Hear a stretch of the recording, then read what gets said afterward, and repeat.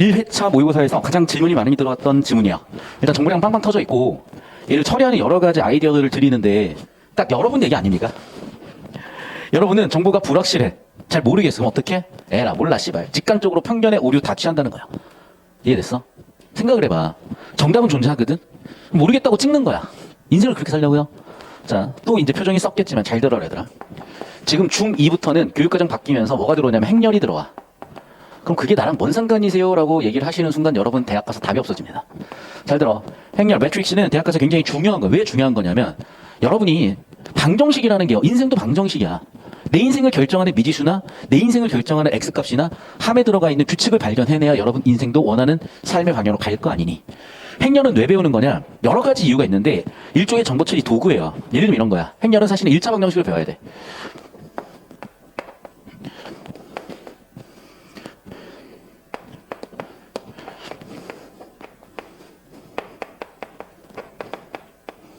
이게 행렬이야. 중위는 잘 배워야 돼. 보면 알겠지만 결론은 뭐야? 1차 방정식하고 동치명자야. 1차 방정식하고. 오케이? 그래서 행, 가로줄이고요. 열, 세로줄이야. 행과 열로 정의되는 게 행렬이야. 됐어? 그럼 가로줄과 세로줄의 관계는 뭐냐면 얘 가로줄의 첫 번째와 세로줄의 첫 번째가 대응되는 거야. 곱해서 얘로. 가로줄의 두 번째, 세로줄의 두 번째 곱해서 얘로.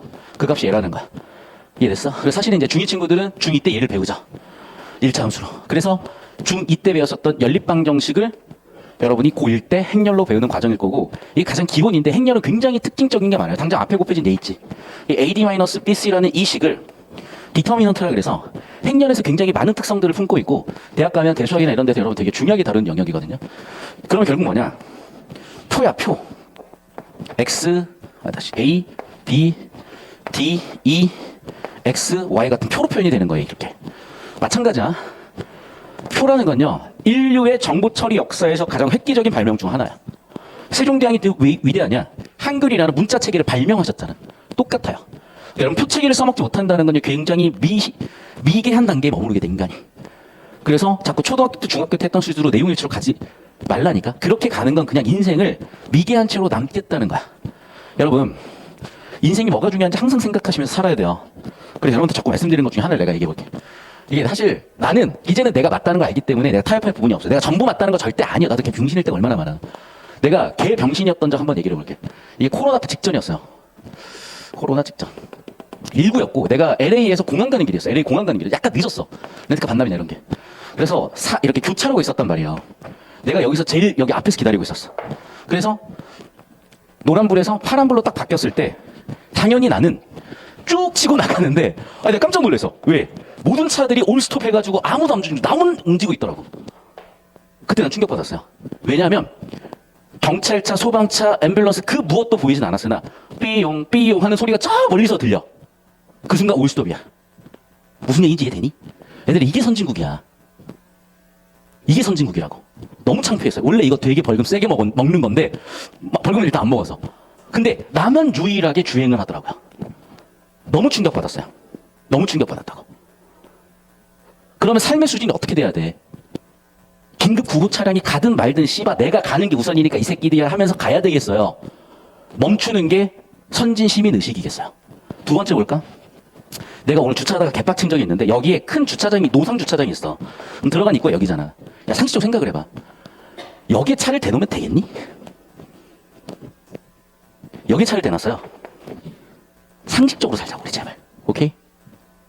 이런 게 상식이고 생각이 짧은 거예요. 그런데 여러분 어느새 이게 물들어 인간은. 왜? 여기 나오네. 알겠어? 아시겠어요? 자 이제 질문으로 옵니다. 이 글의 도입부에서는요. 우리 인간은 새로운 현상이 나타나면 정보를 확인하려고 해. 또는 우리 경험에 의해서 위험성을 파악하려고 해. 그리고 예를 들면 이런 거죠. 요즘 또 뭐가 문제였을까? 오송의 지하차도가 물이 차서 많은 사람들이 돌아가셨어요. 그런데 작년에도 부산에서 한번 그랬던 적이 있는 것 같고 저는 이제 전국 돌아다니면서 수업을 하니까 우리 엄마가 맨날 전화해서 걱정해. 옛날에는 차 조심해라 뭐 이런 걱정을 하시다가 요즘에는 지하차도 들어가지 마라 이런 얘기를 하시더라고. 처음에는 그냥 진짜 개의치 않고 그냥 알았어 하고 알았죠. 그런데 다시 듣고 보니까 존나 무섭잖아. 왜? 지하차부터 잘못 들어갔다가 댐 터져가지고 뭐 제방 터져가지고 수정될 수도 있는 거니까. 그리고 계속 뉴스에 나오면 그 부분에 대해서 계속 의식할 수밖에 없고 되게 문제가 크게 느껴지잖아요. 그런 거네. 생각을 해보니까 우리는 다른 사람들과 얘기하거나 상호작용하는 과정에서 평소보다 위험 상황을 파악하거나 위험인식이나 두려움도 커질 수가 있는가? 특히 상호작용이 많아지면 많아질수록. 그렇죠? 그러니까 이걸 분석을 해보겠대. 근데 문제는 우리 어머니가 충분히 알지 못하잖아요. 그러니까 내가 충분히 알아보려고 뉴스 같은 걸 봐. 미디어에 의존을 하게 된다고요. 특히 내가 알고 있는 정보의 수준이나 정보의 질, 수준이라는 건 정보의 질이겠죠. 퀄리티나 퀄티티가 떨어지면 떨어질수록 미디어에 의존하는 거야. 그럼 우리는 결국엔 미디어에 의존하니까 미디어의 중요성은 높아진다는 거예요. 문제는 이 미디어가 대중의 선동의 수단으로 쓰이거나 대중 사고 지배 수단으로 쓰이는 거예요. 이미 나치에서 프로파간다로 쓰이기도 했었고 현대사회도 두말할 필요가 없습니다, 사실. 그래서 이것에 대해서 좀 더 우리 봐야 되지 않겠어라고 어그로를 끈 거고요. 그러면 현대사회의 정보 처리 구조를 한번 보자는 거야. 자, 정보는 누가 생산하냐? 일단 자 봐. 여러분 지금 대부분의 한 명 한 명 개인들은 이 강의실에 있는 수많은 학생들은 제 입을 통해서 듣고요. 제가 생성한 유튜브를 통해서 듣죠. 제가 예를 들면 인호신문이라는 걸 만들어서 치자. 그럼 미디어가 1차적으로 생성한 정보를 여러분 전달받죠. 두 번째, 그렇게 전달받은 걸 바탕으로 이 개개인들은 그냥 듣고 끝내는 경우도 있을 거야. 그러니까 정보 수용의 주체라고 하지만 예를 들면 웃긴 짤 하나 잘라가지고 돌아다닌다든지 패러디를 한다든지 아니 여러분 생각을 덧붙여가지고 얘기를 한다든지 수용도 하지만 그대로 전달도 하지만 재가공도 하잖아요. 이해됐어? 그럼 이 과정에서 우리의 위험인식이나 두려움, 즉 대중선동과 대중사고를 지배하는 프로파간다의 기술이 들어가는 거야. 어떻게? 요런 인식 때문에, 요런 이유 때문에. 미디어에서 반복하고 집중적으로 때려줄수록, 지속적으로 때려줄수록, 논쟁을 격화시킬수록, 선정적일수록 우리의 위험인식은 증폭되면서 야, 이러면 우리 나치에 협력해서 전쟁해야 되겠는데? 그냥 얘기하는 거야. 우리 일본 대일국 재건을 위해서 희생해야 되겠는데? 가미카제 해야 되겠는데? 이런 생각을 하게 된다는 거예요. 자, 그럼 봐. 역사적으로만 있었을까? 지금 이 시대는 없을까? 반문해 볼 필요가 있는 거야. 우리 스스로한테도. 자, 그럼 결국에는 미디어라는 건요. 그렇게 코로나라든지 수해라든지 위기 상황에 대중들이 반응할 수 있는 의의도 있으나 왜곡시키거나 결과적으로 문제를 일으킬 수도 있기 때문에 우리는 그 미디어, 현대사회 정보 처리 구조에 대한 특색 알 필요는 있다는 거예요. 하나 더 나가볼게요. 우리가 가지고 있는 정보가 불확실하면 불확실할수록 익숙하지 않으면 않을수록 적당히 처리해버리거나 이미 가지고 있는 편견에 의한 처리라거나 결과적으로 오류 발생 확률이 높고 따라서 필요 이상으로 위험인식을 증폭해서 인식할 가능성도 있다는 겁니다. 그래서 구체적인 대답은 없어. 다만 이걸 알고 있으라 정도로 선언적으로 끝난 질문이에요. 저는 이 미디어의 힘이 현대사회에서 특히 최근에 너무나 강해지고 있고 다양하게 나타나고 특히 매체 언어를 연구하시는 교수님들의 평가원 임용 근거 논문이었기 때문에 얘가 출제될 가능성 배슐랭 3스타 드리겠습니다. 주목하십시오. 자, 10초씩 잡고 오십시오.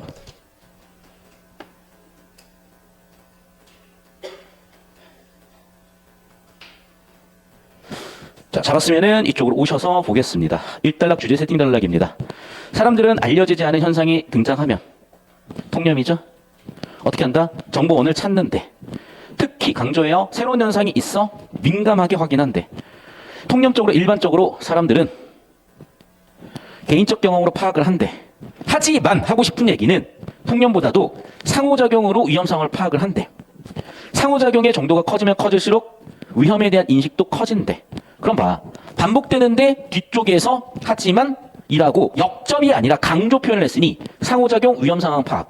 상호작용 위험상황 파악의 정도나 두려움이 커진다가 주제 세팅이 되면서 2단락 넘어갔는데 그러나는 역점이 아니라요. 화제 전환이고 강조야. 계속해서 보시면 알겠지만 여기선 그래서 어떻게 됐어?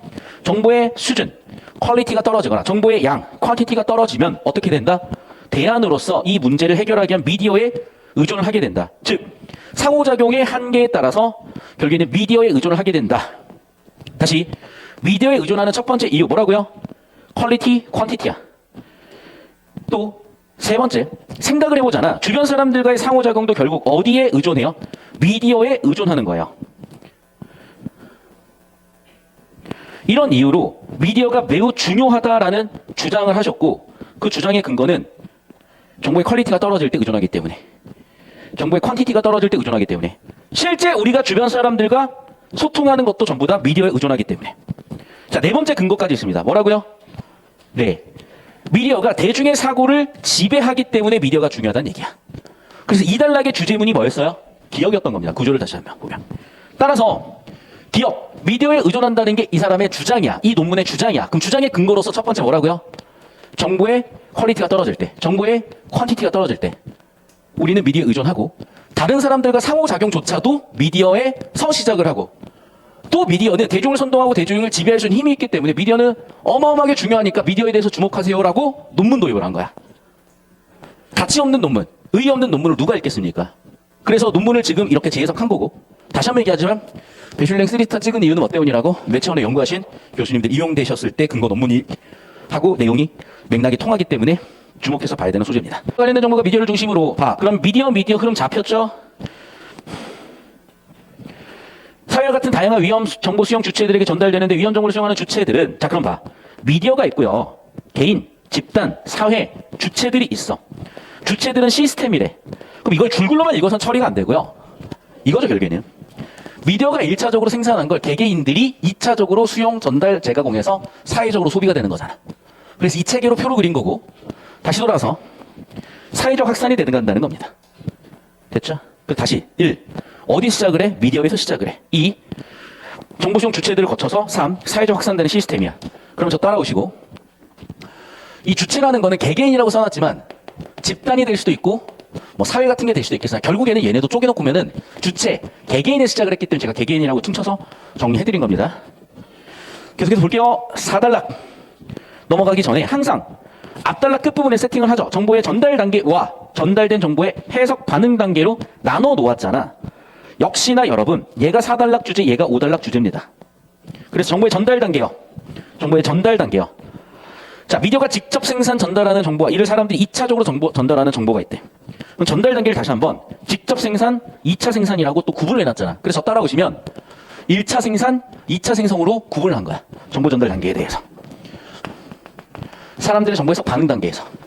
그러니까 다시 한번 얘기하지만 이렇게 철저하게 구조 처리하는 연습이 그게 바로 국어 실력이고 정보 처리 실력이에요. 지금 여러분이 독서 지문을 정보 처리하지만 독서 지문의 구조를 잡지만 이제 여러분은 인생의 정보를 이렇게 할 때라는 거야. 자, 여러분이 이제 1단락 좀 쓰고 있을까요? 여러분의 인생의 글을. 여러분의 인생의 비문학 지문을. 주제는 여러분의 인생이야. 1단락 정도 쓰고 있지 않을까 싶어. 그럼 여러분이 이제 인생의 테마, 인생의 주제를 정해 가셔야 돼요. 여러분이 정하시면 됩니다. 여러분이 되고 싶은 게 되시면 돼요.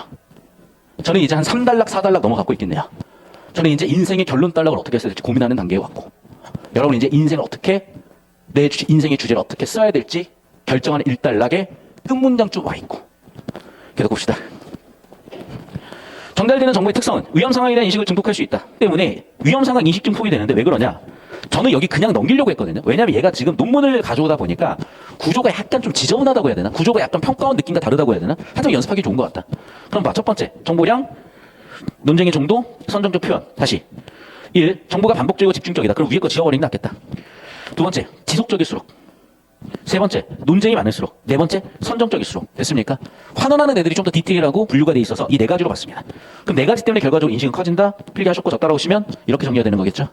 반복 집중될수록, 지속될수록, 논쟁적일수록, 선정적일수록 위험인식 부분 늘어난다. 즉 프로파간다, 선동에 더 많이 쓰이더라. 봅시다. 5단락. 자, 그럼 봐 얘들아. 4단락 주제 여기서 세팅됐죠? 5단락 주제 세팅될 차례죠? 전달된 정보의 해석 반응 단계. 전달된 정보의 해석 반응 단계. 자, 주체들은 뭐해? 수집, 재가공, 전달해. 그러면 얘네들은 첫 번째 어떤 영향을 받냐? 내가 속한 조직이야. 내 생각은 달라. 근데 나는 예를 들면 뭐라고 좌파 우파라 말을 못 쓰겠어 이제. 그냥 얘기하자. 자, 내가 예를 속한 집단이 좌파야. 근데 나는 우파적 생각을 갖고 있어. 하지만 살아남으려면 좌파적 얘기를 해야 돼. 반대로 내가 우파야. 좌파적 생각을 갖고 있어. 하지만 뒤지기 싫으면 우파적 생각을 해야 돼. 뭐 그런 거랑 비슷한 거겠죠. 두 번째는 사회문화적 맥락. 아니 나는 아무리 생각해도 앰뷸런스가 뿅뿅 하면 다 서야 될 것 같거든. 근데 내가 섰더니 뒤에서 차가 빵빵거리고 왜 안 가냐고 난리가 나는 거야. 내가 오늘 세 번째로 빡쳤던 포인트.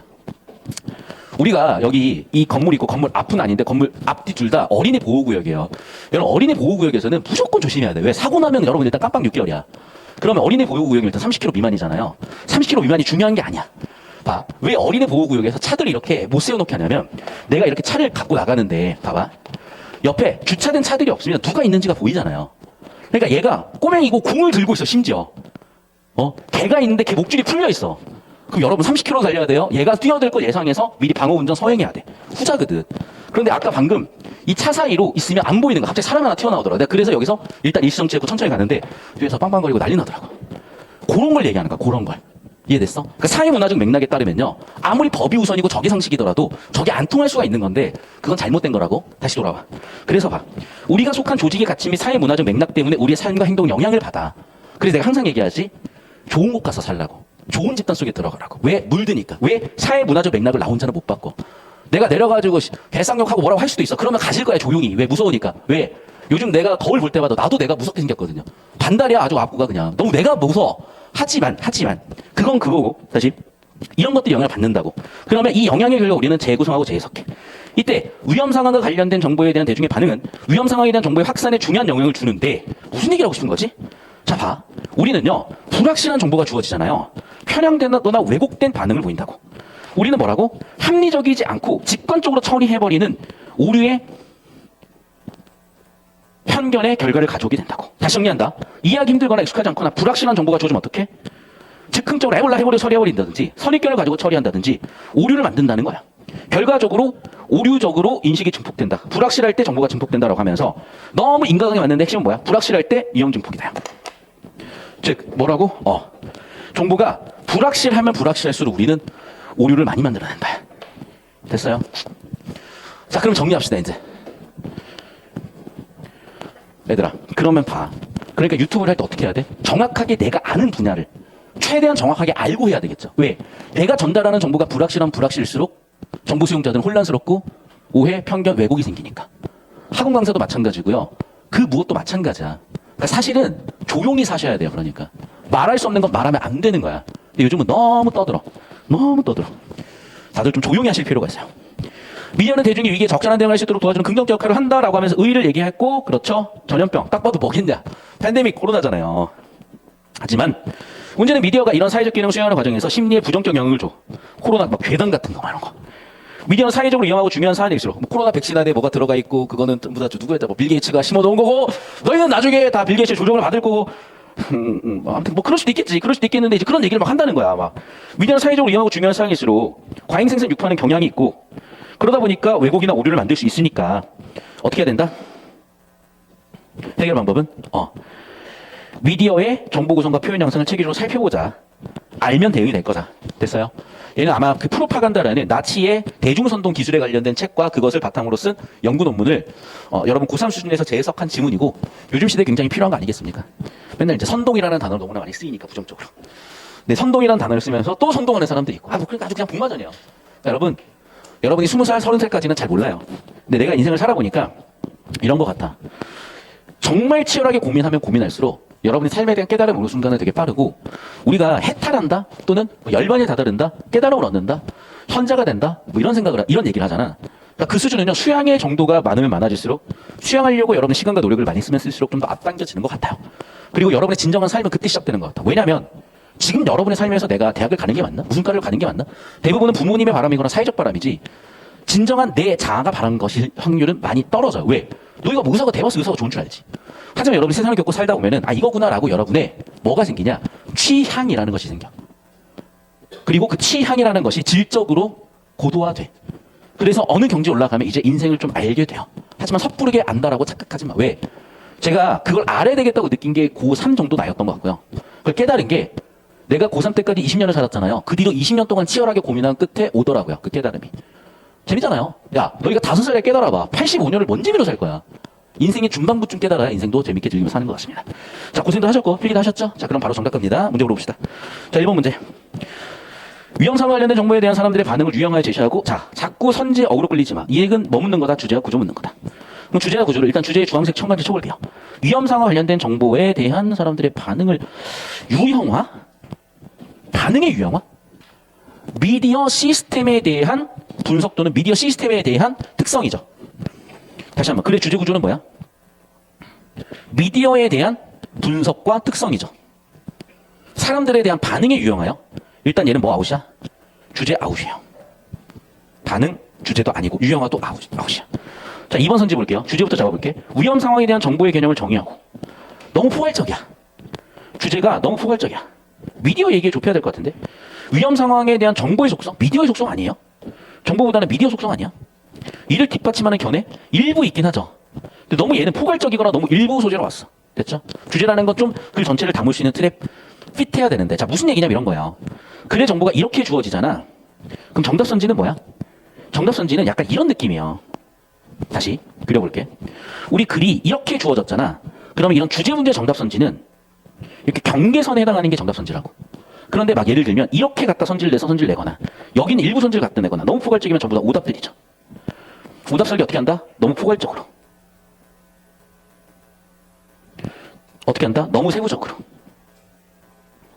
어떻게 한다? 뭐 이도저도 아니게. 그래서 정답은 어떻게 됐다?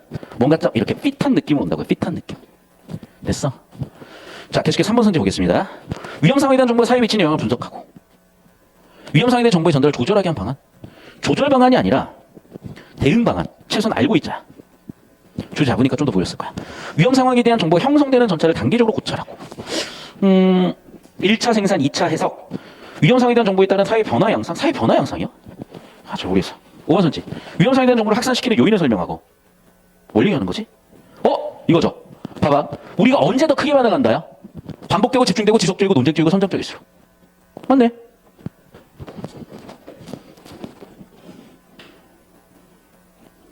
그리고 그 과정은 어때? 정보 전달 단계와 정보 반응 해석 단계로 이루어져 있고, 미디어가 개개인 정보 수용 주체에게 그 주체는 또 사회적으로 확대 재해석되면 이 미디어와 현대 사회 정보 처리 구조 시스템에 대한 전체 내용을 최대한 포괄하고 있고, 핏이 가장 맞으니까 정답은 5번으로 설계가 된 거야. 다시 한번 구조도 그려놓고 잘 생각해봐. 주제 포괄적으로 보면서. 아시겠어요? 맞잖아. 글의 주제는 뭐야? 위험 상황에 대한 정보. 일단 그 정보를 확산시키는 역할을 하는 건 누구야? 미디어야. 그 다음에 주체들이야. 그럼 특히 주체들은 어떤 영향을 받아? 이 네 가지 요인을 받잖아. 그 과정에서 미디어가 1차적으로 생산, 2차적으로 주체들이 사회로 확산. 맞네. 아무리 봐도 주제 구조를 최대한 잘 담고 있는 게 5번이라는 거야. 넘어가서 8번 문제 보겠습니다. 미디어가 전달하는 정보의 구성과 표현은 정보 수용자의 태도를 영향을 줄 수 있다. 맞죠? 왜? 그게 이단락의 근거사죠. 대중의 사고를 지배하고 대중을 선동한다. 따라서 미디어가 정보 수용자에 영향을 준다. 이단락의 네 번째 요인이었어요. 사람들은 정보에 대한 불확실성이 생겼을 때 어떻게 한다? 미디어에 의존한다. 이거 이단락의 근거 1 같았어요. 정보의 수준과 정보의 양이 불충분할 때 또는 불확실할 때 미디어에 의존적이다. 미디어는 위험 상황에 대한 경고를 통해 대중이 이게 적절하게 대응할 수 있도록 도와준다. 우리 이거 6단락 결론 단락의 미디어의 의였죠. 위험 상황에 대한 정보를 수용하는 주체들은 위험 상황에 대한 인식이 사회적으로 확산되는 과정의 정보 처리 시스템의 역할을 수행한다. 이 주체들의 정의를 그대로 들어왔고, 이게 3단락 주제죠. 맞아. 5선지. 미디어가 직접 생산한 정보와 이를 2차적으로 전달하는 정보 중에 이거 3단락 주제, 4단락 주제, 5단락 주제죠. 위험 상황에 대한 임식을 심화하는 정보는 미디어가 직접 생산한 거다. 이거는 4단락밖에 없고 5단락은 개인들이, 주체들이 재생산한 거잖아. 이해됐죠?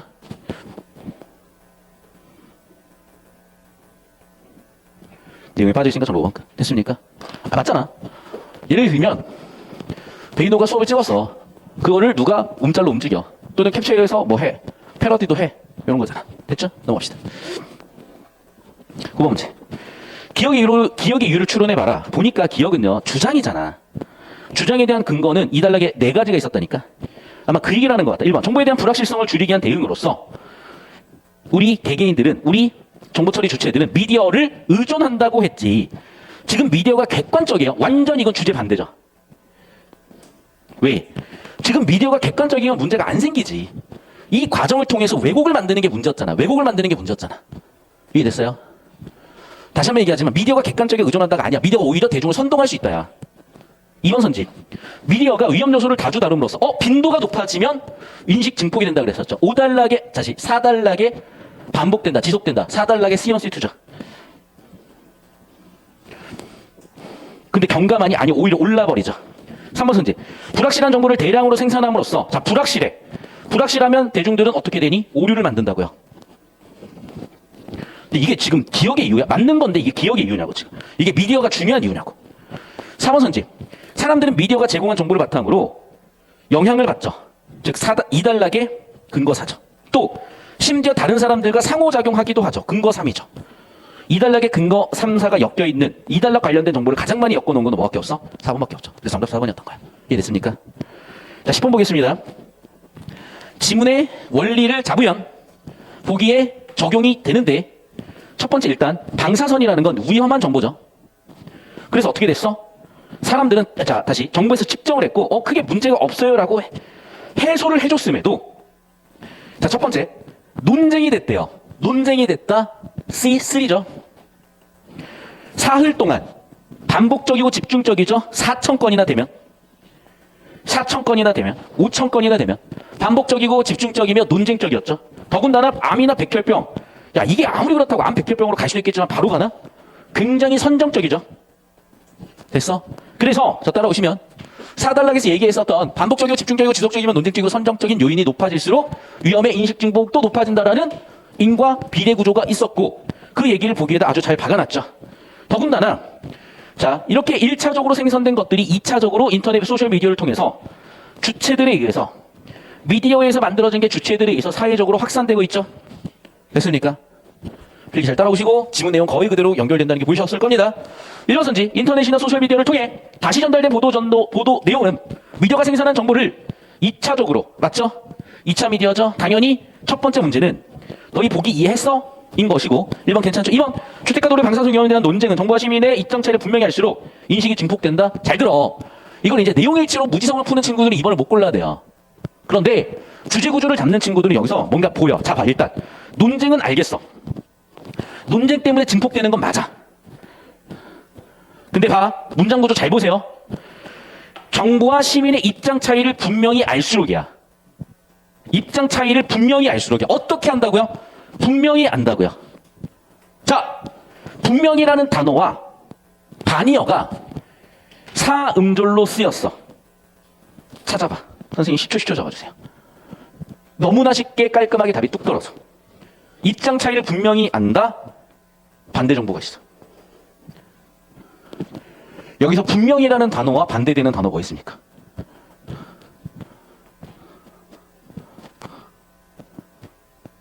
찾았다 손. 마이크 들고 찾아가야 될까?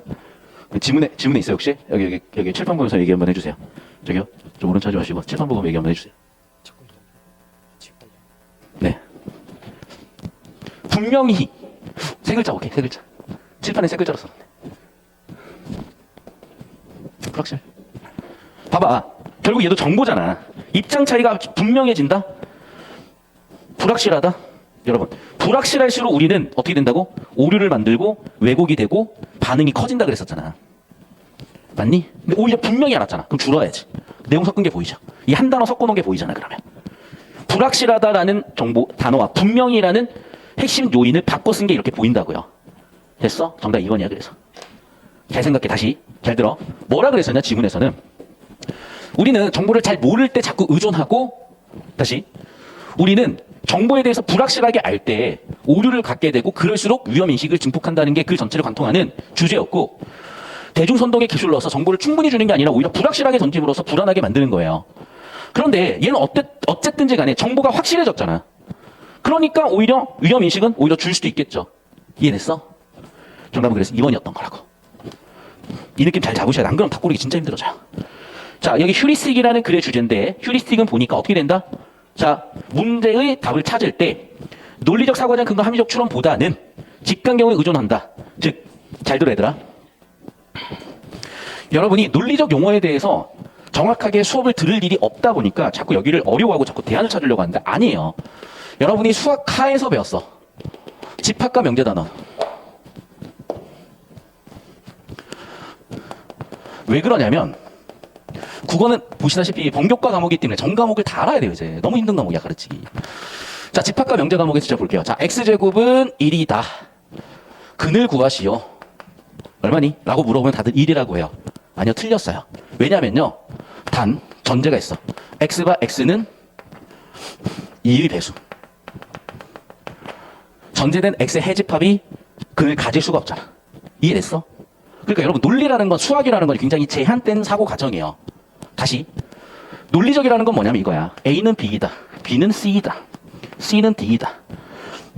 그러면 우리는 잘 들어. A는 D이다.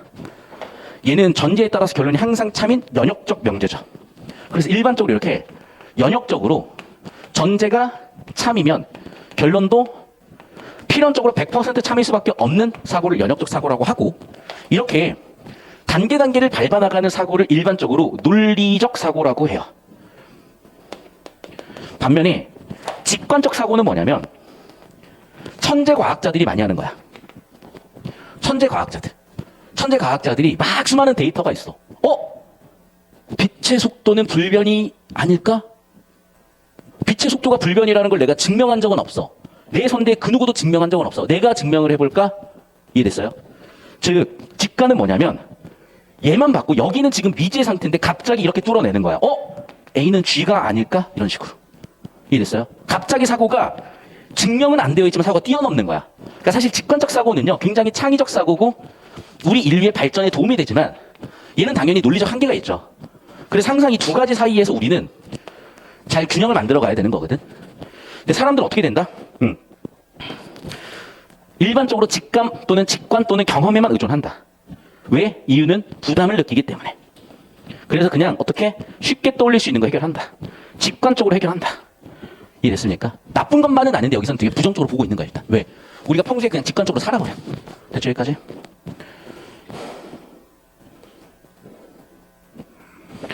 자, 그럼 봐. 직관적으로 처리한다. 어림짐작이다. 휴리스틱이다. 왜 그렇다? 불확실한 정보에 직면했을 때 우리는 그렇게 해결하려고 하니까. 일단 보기에 대한 이해를 제대로 했으면 됐죠. 2번. 직관 경험 의존의 문제를 해결하는 심적으로 인식해 심적 성향으로 있는 사람들은 그렇죠. 그러다 보니까 단순화해서 처리하는 거 아닐까? 지문 내용 보면 확인되죠. 3번. 사람들은 자주 접하거나 쉽게 떠올릴 수 있는 사례를 바탕으로 경험이죠. 그래. 이해 안 되는 상황을 이렇게 해결해버린다 그랬었잖아. 이런 정보에 대해 수집하고 이를 해석하는 것에 부담을 느끼기 때문에 즉흥적으로 받아들인다. 논리사고까지 그 함정 추론을 하기보다는 직관적 사고로 문제를 해결하는 방식은 불확실한 정보에 직면한 사람들에게 체계적이지 않아서 비판하는 게 그래 주제였잖아. 체계적인 게 논리인데 됐습니까? 이거라고요. 됐으니? 필기 정리하시면 보이실 겁니다. 자, 그래서 선생님 여기는 30초 잡아주시고요. 여기 새로 필기해야 되니까. 나머지 10초씩 잡아주시고 전부 다 사진 찍어 전부 다 사진 찍어서 올려주시고 여러분 필기 끝나고 사진 찍어 올려주십시오. 오케이? 다시 한번 얘기하지만 여러분 필기를 잘 해야 돼. 왜냐면 여러분이 여러분 인생의 정보도 필기를 잘해서 정보를 구조화해서 정리를 해야 돼. 알겠어요? 하세요 제발. 잘 하세요. 잘 하시라고.